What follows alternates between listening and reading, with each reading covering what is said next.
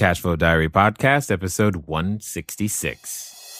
Welcome to yet another exciting episode of the Cashflow Diary Podcast, the podcast that teaches you insider tips, tactics, and strategies for creating leverage streams of cash flow into your life. Learn from top-performing entrepreneurs, business owners, investors, and thought leaders from across the globe as they share their secrets to success. Like what you learn on this and other Cashflow Diary podcast episodes? Go to learninvestingnow.com and sign up to receive powerful tips and information that will help you succeed as an entrepreneur and investor. Now, here's your host, investor, entrepreneur, business owner, educator, speaker, author, and master facilitator of Robert Kiyosaki's cash flow game, Jay Massey. All right, and welcome to another episode of the Cashflow Diary Podcast. I'm your host, Jay Massey, and today we're going to talk about something that I know that's on your mind. You've heard me talk about my story more than once. You know, how when we got started, we had a credit score of 398. That's right, 398. I did not put those numbers in the wrong order. That's exactly where it started. And oftentimes I'm asked, how on earth did you get started in real estate even with such a horrible credit score? Well, that's a story for another time. Today's guest, however, is going to help you figure out how you can build your credit that is based upon your EIN. And in fact, you may not even know what that is, but we're going to talk about it. Credit that is not linked to your SSN, otherwise known as your social security number. So we're going to do our best to help you overcome a hurdle and possibly expand the possibilities. Today's guest is Ty Crandall. He's an internationally known speaker, author, and business credit expert with over 16 years of financial experience. Ty has become the authority in business credit building, business credit scoring, and business credit repair. Now, he's authored 2 books on the subject, Perfect Credit and Business Credit Decoded, which in and of itself, it sounds like that decoding is highly necessary. And he's also the CEO of Credit Suite. Help me welcome Ty Crandall. Ty, you there? Yes, I am. Thank you very much for having me. I'm glad that you are here because I'm told you have a whole bunch of secrets in your head that we need to know. Well, I'd like to reveal them here for you today. Good. Now, before we go down the whole I'll call it credit rabbit hole, I always ask the very same question at the beginning. I tend to look at today's entrepreneurs, of course, you being one, like yesterday's superheroes, Batman, Superman, Superwoman, and especially as, movies like The Avengers are, very, very popular. They tend to do something very similar to today's entrepreneurs. They get dressed up, they occasionally use special tools, and they go around saving people in their own special way. And I feel like entrepreneurs do the same thing. However, before they were super, they were just, normal people per se. So what I'd love to know is, before you were an internationally known speaker, author, and business credit expert, who is Ty Crandall?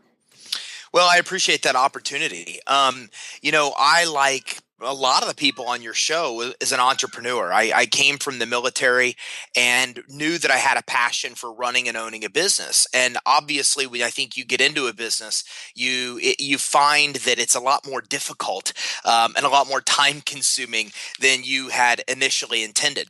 So I got in as an entrepreneur, and the first company I actually owned was a mortgage company. And I actually built that company up in the height of the mortgage industry. And I was there for the crash of the mortgage industry. So it was quite interesting because I got a firsthand look at exactly what businesses look like when things are going well, and seeing a business crash down under circumstances that were, for the most part, mostly out of my control. And in this process, unfortunately, I lost basically everything I had because I personally guaranteed a lot of my business debts, which is what I think a lot of entrepreneurs do because we just didn't know any better. I just didn't know any better at the time. So it was one thing to unfortunately have to actually lose my business, but it was a whole other thing to basically see my whole personal life destroyed, from losing cars and homes to credit, to some similar circumstances that you went through, all because I put my personal, guarantee, my own personal finances on the line for my business.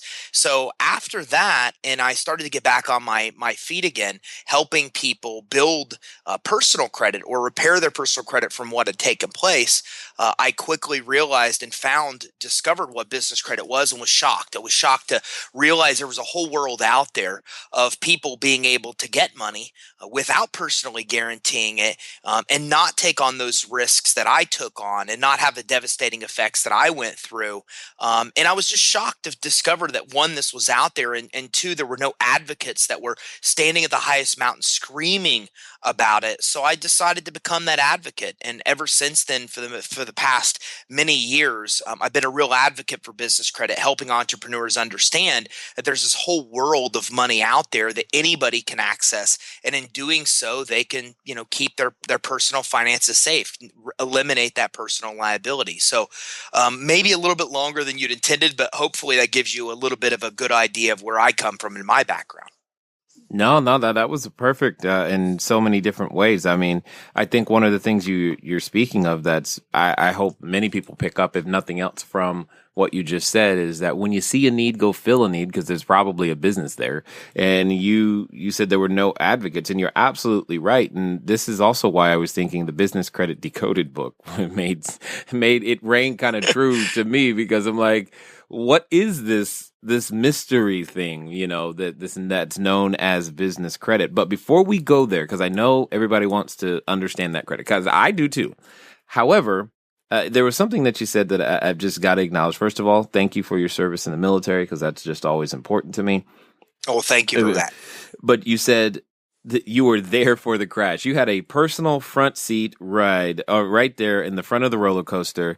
But talk to us about, just in case some individuals may not know, talk to us about the personal guarantee and what that means, because you mentioned it. Some people may. I just want to make sure everyone knows why that's important, and it's something to pay attention to.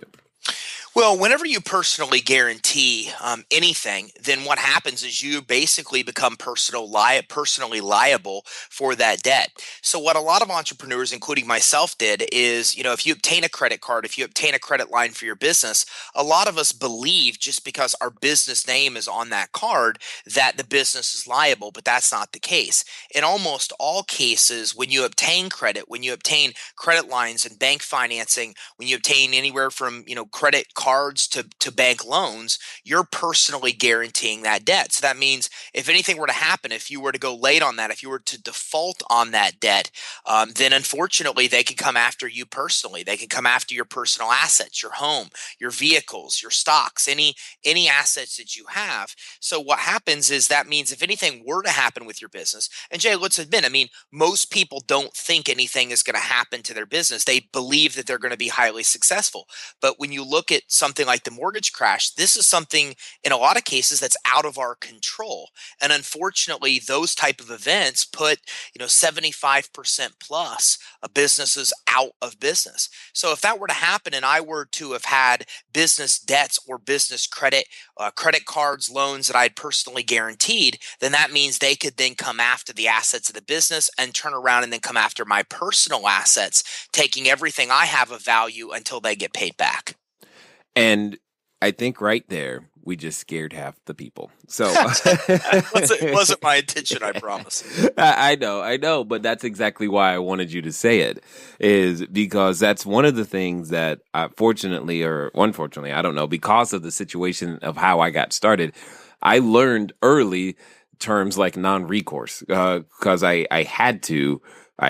There was no other way for me to, get started otherwise and make things work. Now, but before we go down that, what I would love you to hear, because I'm sure right now someone is thinking, well, if I don't sign for it personally, how on earth what am I going to do? How am I going to get quote unquote credit if I don't sign for it personally? Would you dare answer that question? Sure. I mean, it's the same thing as every, highly successful company CEO does. So if you look at, for example, Tim Cook with Apple, obviously he doesn't personally guarantee the $100 million plus credit lines that Apple gets. No, That would be funny. that would be funny, nor did his predecessor Steve Jobs do the same. I mean, what happens is a business usually grows to a level where we have financial savvy people come in, such as CFOs, and they recognize that the business has to have its own credit profile and grow on its own.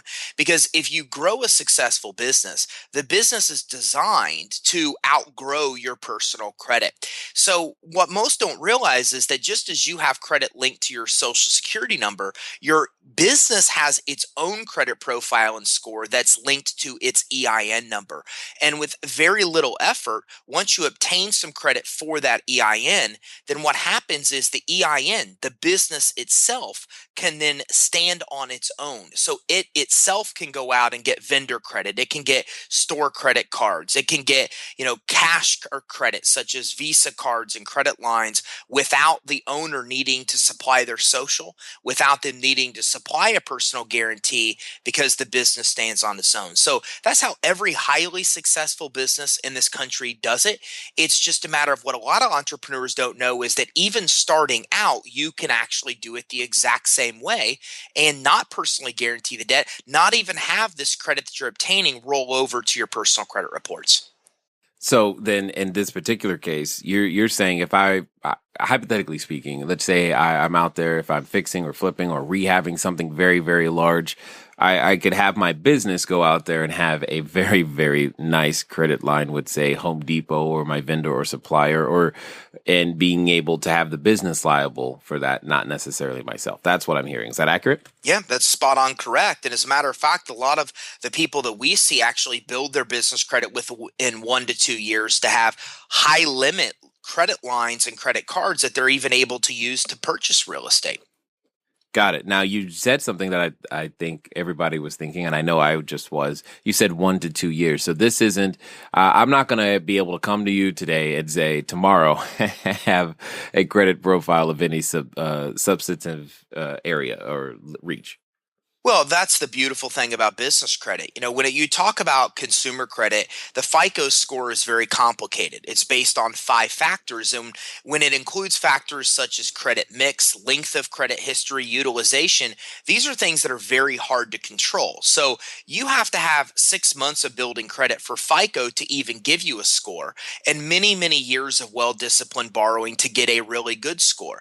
Business credit world is much, much faster than that, because if you get vendor accounts that report to the business credit reporting agencies, within 30 to 90 days, you'll have a score. And once you have that score and profile, you can then start to get accounts such as at Lowe's, for example, that you'd mentioned right away. So you can start getting store credit a very short period of time.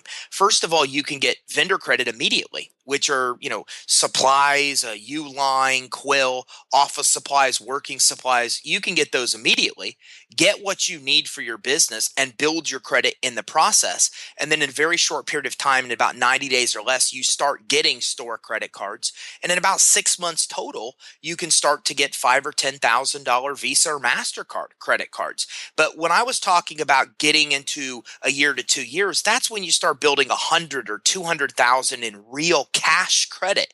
Not when you start getting it, but when you've built it to that level of 100, 200,000 where you could make really large purchases. Might take that long. Got it. Now, when you've made some distinctions that I know that I'm not overly familiar with, when you said you're making a distinction between vendor credit, store credit, and then you said something called the cash credit. Could you help me understand that a little bit? Sure. When you usually, an average person starts a consumer credit profile with secured credit cards, with very small limit credit cards, or for example, having somebody co-sign with them on a loan. Well, in the business world, those things really aren't popular. Most people start building business credit with what are referred to as vendor accounts. And these are vendors such as, I'll use Quill as an example. Well, Quill is a popular office supply store. So they sell office supplies, And if you go to them, they'll give you a net 30 account, which means it's not a revolving credit account where you could make a minimum payment on it each month. Instead, if you use and buy, their credit and buy $100 worth of credit, you have 30 days to pay back that $100 in full. So a vendor credit is really not revolving terms. These are more of net 30 terms where you have 30 days to pay back the credit in full, unlike revolving accounts. So once you have about 5 of these type of accounts, then you'll have a business credit profile, score, and you'll have trade lines established with the business reporting agencies. So then you can go into a Lowe's. Lowe's can pull your EIN number. You could even leave your social security number off the application. They'll see these 5 accounts. They'll see your payment history that you're paying as agreed. You'll already have a good score because all it takes is paying your accounts on time. Then you can move into getting store credit cards. And these are, credit cards at stores that you're used to now: Walmart, Target, Best Buy, Amazon.com, Dell, Apple, Home Depot, Lowe's, Sam's Club, Costco. Most major retailers offer business credit cards just like they offer store consumer credit cards. And once you have about 10 total accounts, then you can move into the third stage, which is what I call cash credit, which are just like Visa cards or MasterCards or American Express or Discover cards that you could use anywhere for any purpose. So those are really the 3 stages of building business credit. You start with vendor accounts, you move into store credit, and then you move into actual cash credit, which is Visa, American Express type credit cards. You should not tell me how to go to the Apple store more than I already do. That's just not good. It's dangerous. I understand. That's just not good. Okay, so with that being the case, you're in essence, it's almost like growing up a little, human that has its own credit profile, and over time, it can stand, because it can stand on its own. It has, the companies end up issuing credit as if it's, has very substantive credit lines itself. Now, let me ask you this question: what type of, if someone's out there listening to you right now, what type of revenues is it going to take, say, for, $100,000 cash credit line? How does that really, what kind of revenues are they going to need to be producing to be able to even come close to that? Well, in a lot of cases, it's not strictly based on revenue. What it's based on is it's based on their existing credit profile. So, for example, when you apply for a personal credit card, if you go in there with a 750 credit score, tons of credit, everything paid as agreed, well, they're going to give you an approval. Part of it has to do with the actual income you put on the application, but most of it has to do with your credit profile leading the way. The same thing is possible for business credit. So what they're looking for in revenue is to make sure that you have enough revenue to pay back what you're borrowing. The same as if you're applying for a consumer credit card, they need to make sure you have enough income to be able to pay back what you're borrowing.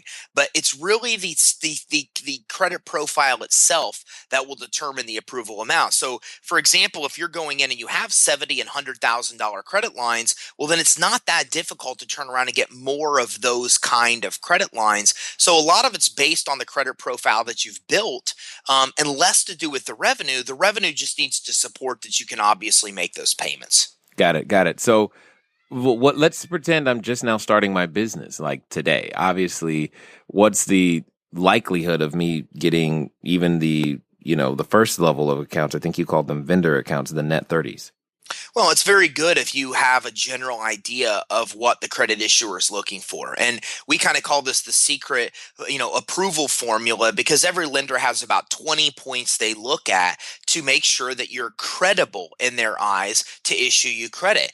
Basically, they want to make sure that you're not somebody that's using a home address and a home cell phone, and you don't even have a legitimate business. So this is really about, first of all, they must have the perception that you have a legitimate business. So if you are working from home and you use a virtual address, for example, but which means you're using an address from a real business, maybe even if you just get your mail there, well, that looks a lot better than if you're using a home address. If you're using a toll-free number from a place like Ring Central, that's going to carry a lot more weight than putting your cell phone number. So what I tell our clients is you want to look at an application and scrutinize every single box, every single question that's being asked, and make sure that the answer you're putting in there validates that you're a credible business. You want a business address. You want to have a toll-free business number, a fax number. You need to have a website. You need to have an email address. And Jay, it needs to be a professional email address. I mean, partychick2009@yahoo.com. That's not going to carry much weight with the lender. So it's just about making sure you have the perception of being a credible business. Make sure you have the licensing intact. Make sure that you're entering your corporation name as it is on your corporation papers into the application. And if you meet that kind of basic credibility requirements, then there's a lot of vendors such as Lockwood and Associates, Uline, Quill, Reliable Office Supplies that will then give you credit right away. Now, don't get me wrong. Some of them, like Uline and Quill, might make you apply and a few times and purchase $25 or $50 worth of stuff before they approve you. But they will approve a brand new startup business. Some of them, like Lockwood and Associates, if you have a 411 and an EIN, they'll give you a credit. Others, like Quill and Uline, might make you place 2 or 3 orders to give you the initial credit. But this initial credit is invaluable because that's what builds that initial business credit profile and score. And once that's established, you can then start to get on to the next steps of store credit much easier. Got it. And you mentioned something called a 411? Sure. Well, every phone number, one of the basic requirements for business credit, well, there's 2 really. You need to have an EIN and you need to have your phone number listed with 411. So as long as your phone number is listed with 411 and as long as you have an EIN number, then a lot of the sources that I just named, for example, and many more, will then approve you for initial credit, which is the first step of really establishing that business credit profile that helps you get to the future credit down the road.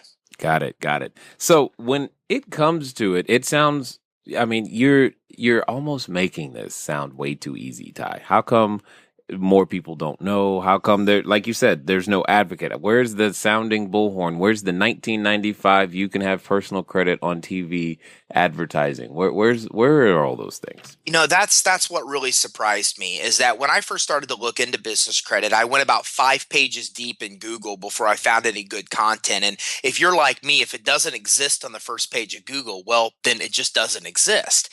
And I think that that's one of the biggest things is when you walk into Target, they offer you a credit card every time you check out.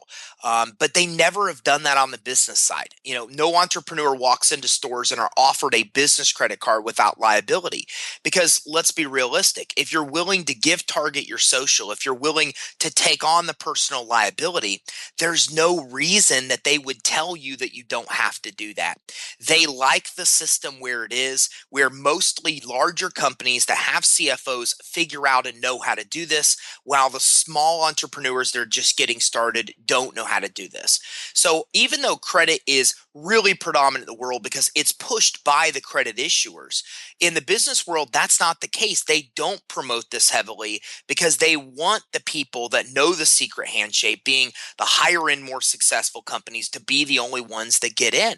And if they started promoting this everywhere, well, then even your startup entrepreneurs would get in, which statistically have a much higher failure rate. So the system works the way that it is because the credit issuers like it that way. And as a result, there aren't a ton of advocates out there promoting it because, for example, if I help you get a Visa card, I don't get paid in doing so from Visa. So there's just not a lot of services out there around that for that reason. And credit issuers don't really promote business credit. So statistically, I think entrepreneur.com reports that about 90% of business owners just don't know anything about it as a result. That's interesting. So, well, that almost begs the question. If, you're helping us clearly get credit lines and all those types of things, why on earth did you decide to put on this superhero outfit and let us know these? Are you learning anything about credit today? I know I've been enlightened. As you continue to listen to the rest of the interview, just remember there's so many more options out there than we even have a clue about. Speaking of options and having a clue, one of the things you probably want to do is learn how to play the cash flow game with individuals. Most importantly, if you'd like to win one at absolutely no cost, all you got to do is go over to iTunes and leave a written review. Remember, leave a written review and you'll be entered to win. Every Monday, we are doing a drawing for a new cash flow game. If you'd like to get one for free sent to you, all you got to do is go to iTunes and leave a review. Now, let's go find out why Ty decided to put on the superhero outfit in the first place. Well, I have went through my share of struggles of starting businesses and using your own money to do so. I mean, 75% of entrepreneurs use their family's money or their own money to get started, and even higher percentage use their own personal credit to get started. And as you know, when you're trying to just use your own money to grow the business, it gets really tricky because you've got limited profits, especially the beginning. You have to decide between paying yourself or growing the company. And these are decisions that we all Hold on. Paying yourself? What do you mean? that's I'm sorry. I'm not familiar with that term. this is what business is all about. We work very little hours. We make tremendous amounts of money with little work. Didn't you know this? Absolutely. Absolutely. It's just like and you know what? I'm on the beach right now. Well, I think we believe that this is the possibility when we get in, and then we're quickly overwhelmed with the reality of we have to figure things out really quickly or we're done. And when you look statistically, the SBA says the two largest reasons for business failure have to do with lack of experience and lack of money. And the funny thing is that money fixes both of those, because if you have more money, you can afford to make more mistakes as you're figuring things out. So that to me is really what's important, is that entrepreneurs need a fair shake. You and I feel the same. If we have faith in the entrepreneur's ability to succeed, for them to go out, and I love the analogy that you have of being superheroes, because that's how we feel too. But we need more superheroes out there, and there aren't as many as they should, and many don't have the chance of success, all because they don't have access to money. And here there is this treasure trove of money that anybody can get that people just don't know about. So once I discovered that, it just becomes impossible not to become an advocate to promote it to other entrepreneurs. So, and I guess this kind of gets me I'm kind of, interested to know what's like the top end that you've seen or helped someone actually achieve, and in what time frame was that? Well, 100,000 to 200,000 in real usable cash credit is something that we'll commonly see between 1 to 2 years. So, once they build to a point, I think within 6 months to a year, we usually see somebody get to at least 50,000 or $100,000 in real usable credit. But at that point, it's a combination of store credit, vendor credit, and cash credit. Then once that's established, then we start to see people get to 100, 200,000 in real usable cash credit between year 1 to 2. And that's where they're starting to use it to invest in much larger things, such as commercial buildings and those type of things. Yeah, well, you know what's on my mind. I'm sitting here going, okay, well, if I can do that, let's go absolutely go buy another commercial building. That would be awesome. Now, you mentioned Uline and Quill, and I'm just thinking, how much office supplies do I really have to buy to actually make that worth it? I mean, you mentioned something about $25 and $50. Is it can you literally do it? Just go buy a box of pens and we're good? Yeah, and that's the beauty of business credit, is unlike consumer credit, which takes into account. So, for example, 30% of your consumer credit score is the utilization. So if you have a credit limit of $1,000 and you use more than $300 on that card, you actually lower your score. So as a result of that, it's tougher to get a really good score because you get credit. Okay, when you get credit, your scores go down because you have inquiries. As you use your credit, then your scores go down because of utilization. So it's very complicated. It's messy. But when you look at the business world, such as the Paydex score offered by Dun & Bradstreet, which is the most popular business credit score that's out there, it's only based on payment history. That's it. So to win the game, all you have to do is get credit that reports, pay it on time or early, and you instantly have a good score. So because it's so easy to get a good score, then factors like your utilization and other aspects that really affect the FICO score don't really have an impact on things such as the Paydex score. So yes, you can get in with a $50 order and still have the same impact to your score as if it was a $500 order. So then you just mentioned Paydex. Tell us what that is, because I'm guessing there may be a number of individuals who might not know. Well, the Paydex score is the primary credit score offered in the business credit scoring world, and it's offered by a company called Dun & Bradstreet. Now, if you're not familiar with Dun & Bradstreet, a lot of entrepreneurs aren't. Dun & Bradstreet is the biggest credit reporting agency, period. They've been around, decades before even the first consumer reporting agency existed. So Dun & Bradstreet has about 10 times the record of the next biggest business credit reporting agency, which is Experian. So they are the dominant factor, the dominant player in business credit reporting. And they offer many credit scores, but one known as the Paydex score, which really is the main business credit score used to assess risk in the business world. So that's the credit score that's predominantly used for credit issuers to determine whether you can or can't qualify for credit that they might issue you. Got it. So is this one of those things where I can go online and check it too?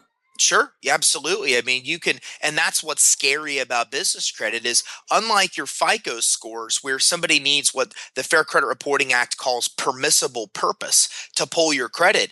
Anybody can pull your business credit. I can pull your business credit. I can pull any of the people that actually come and check out your show's business credit. So anybody that wants your business credit can get your business credit. They can see your highest trade line, how you pay your bills, the number of employees you have, the size of your company. Anybody can get your business credit, including yourself. You realize this is starting to sound a little Big Brother scary style right there. It is kind of scary because, you can imagine that if you ever want to sell your business, and a lot of people have the end goal of selling their business, that anybody can access your business credit profile. So, of course, every buyer is going to be interested. And this is why it's so important that you know and own your own business credit, because your customers, your prospects, your clients, any of these people have access to that information. Wow, that's absolutely crazy. So, having dealt with a number of, international investors, we have a number of people who, from Canada or the UK or Germany or what have you, that, work with us in projects. I'm just curious, is this something that, you don't have to necessarily be a U.S. citizen, do you, to make this work? You just have to have a U.S. company and an EIN number? That's correct. And that's one of the beauties of business credit is we deal with all types of legitimate business financing that exist. And as you know, most of that financing requires a personal guarantee. Most of it requires a U.S. Social Security number to get approved. But the beauty of business credit is that, just as you said, if you have a U.S. corporation, if it meets those credibility requirements, such as, having a physical address or a virtual address that looks like a physical address and phone number and website and those type of things, if it's a legitimate business, the business can get credit for the EIN regardless of if the business owner has a social. As a matter of fact, the way you should build business credit is that even though the social field is on the application, you leave it blank. You don't let them pull your personal credit because you can quickly build the EIN credit where it stands on its own. And when you leave the social off the app, you're forcing them to pull the EIN credit. So business credit is perfect for international investors. Huh. Well, look at that. All right. That's absolutely neat. Now, let's hypothetically speaking here, what is the, likelihood of approval? So say someone, I'm thinking about right now, just so you know, I'm kind of wishing I knew you, a few years ago when I was first getting started, but that's okay. We're not going to be upset about that. I'm just going to pretend that we're back there. So I come to you, I'm like, hey, Ty, I got a 398. What can I do? What's my first step? Well, the first step is to make sure that you meet these requirements for credibility. We're going to walk through and make sure that your business is set up credibly per a lender or credit issuer standards. And again, some of those things I talked about, the website, the email address, making sure you have proper licensing and a physical address, just making sure you have the perception of being a real credible business. And then the next step is you move right on to the accounts that we talked about, things like Uline, Reliable, Quill, Lachlan, and start getting credit and using the credit that you're getting from them. Once you do so, Dun & Bradstreet requires or promotes that it takes up to 3 reporting cycles for those accounts to report to them, so up to 90 days. So as you start to get that credit and pay the bill and make sure you pay the bill on time or early, then it reports to the business credit reporting agencies. So you'll want to grab some kind of credit monitoring, especially with Dun & Bradstreet and Experian, to see those accounts being reported. And once you have 5 of those type of accounts, then you want to move on to getting revolving store credit.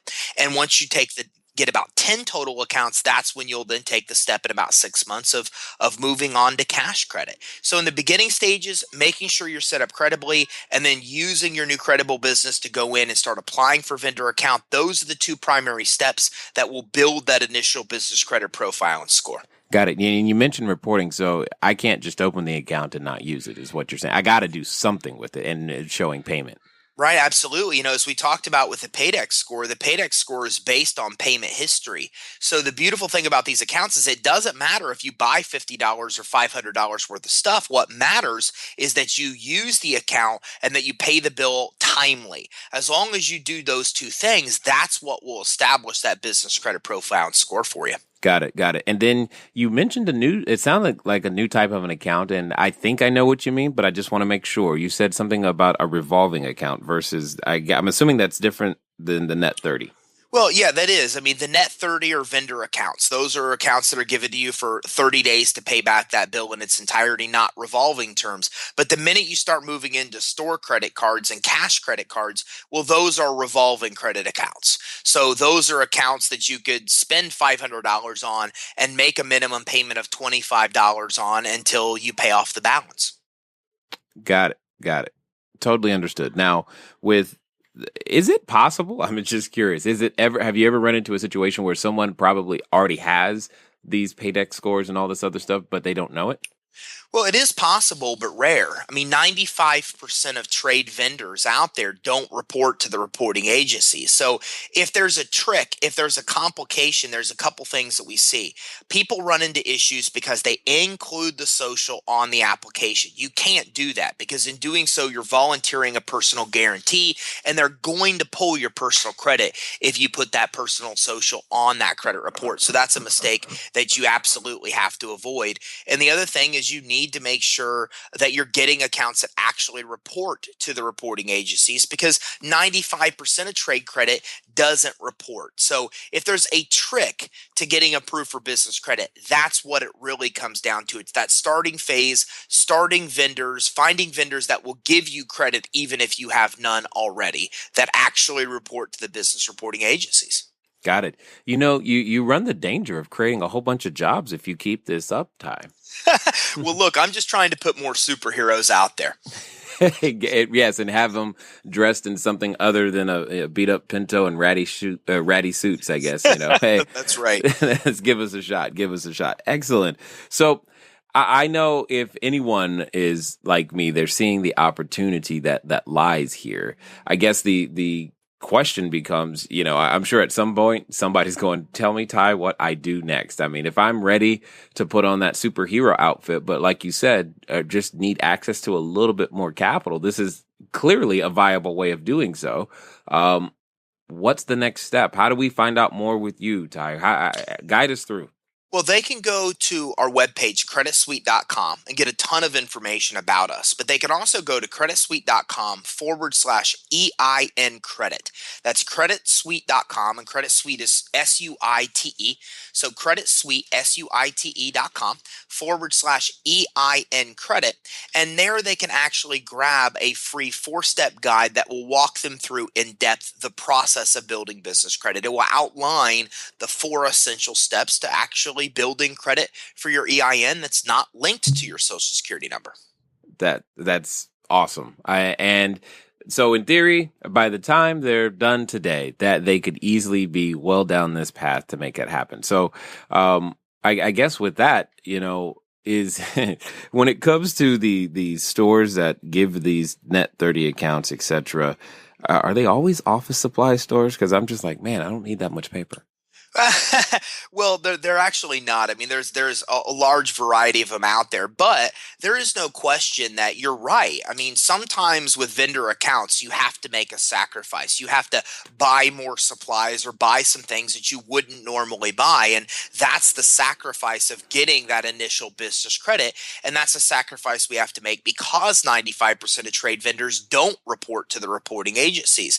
But, there are companies like Lachlan and Associates that offer corporations services. There's a great company out there called Monopolize Your Marketplace that actually deals with marketing information. If you're talking about a Quill or Reliable, they do sell actual office supplies. Uline actually sells shipping supplies. So you kind of have a nice mix there of some starter vendors. Even a company called Creditera, well, they offer business credit monitoring. So that's something that anybody needs, and even consumer credit monitoring. So amongst all those sources that I provided, you have somebody that offers office supplies and shipping supplies, and somebody that offers, credit monitoring and corporation services and marketing services. So that's a good mix of accounts that you can get to get started. Got it. Well, it looks like we're well on the path to making this happen. So let me ask you this.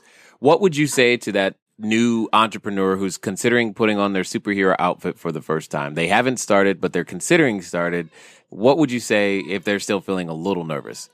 Stop thinking about it and get started. The key to this is just taking action. And that's what's beautiful is that, with the free guide that I just gave you a link to, it's going to outline the steps. And in this show, we've talked about the actual steps, but it all comes down to getting started. And the sooner you get started, somebody can literally start this process today and get their first vendor accounts today. And it's so rewarding when you're seeing those kind of approvals and those kind of cards come in your mailbox instead of bills every month. Yes. So it all comes down to just getting started, jumping in with both feet, following the steps we outlined and just taking the first step. Well, I definitely appreciate, Ty, you taking the time here. You may have just created a few more jobs than some of our politicians. So we definitely appreciate you taking the time to invest with us here at the Cashflow Diary. Well, I really, really appreciate the invite, and I really, really am honored to be here as a guest. Thank you so much for having me. All right, ladies and gentlemen, guess what time it is? It's time for you to move at the speed of instruction. I bet you didn't need me to tell you to do that one today. You're going to go straight over to Credit Suite, get the information you need, but also go get that free guide. Remember, creditsuite.com/EIN credit, because I know you're thinking about it. You're like, maybe this is a possibility. Quit wondering if it's a possibility. Go now. Make it happen. You're already listening on the mobile device. It also has a web browser. Go right on over there. Get it. That way you get started. Start the inertia towards the dream that you know you want to create. It's been fun talking to you guys today. I look forward to talking to you soon. Until next time.